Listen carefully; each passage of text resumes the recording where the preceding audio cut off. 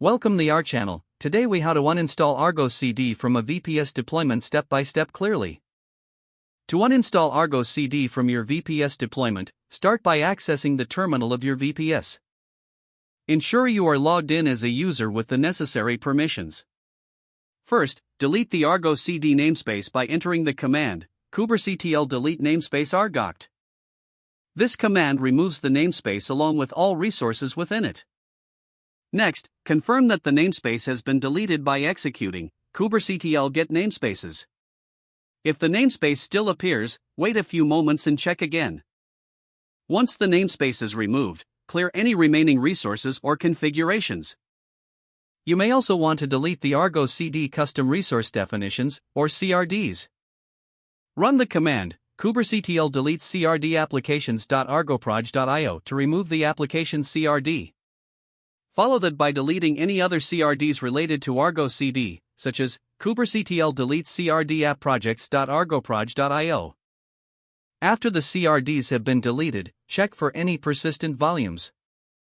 If you used any persistent storage with Argo CD, clean up these volumes to avoid unnecessary charges.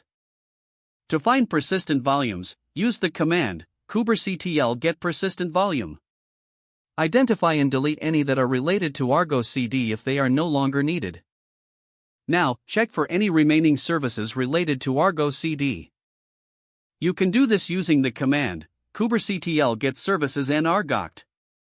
Remove any lingering services to ensure a clean uninstallation. Next, check for Argo CD installations in Helm if it was installed that way. List all Helm releases by running Helm list. If you find an Argo CD release, remove it with Helm uninstall release name. Replace release name with the actual name of your Argo CD release. Finally, review your Kubernetes cluster to confirm all traces of Argo CD are removed.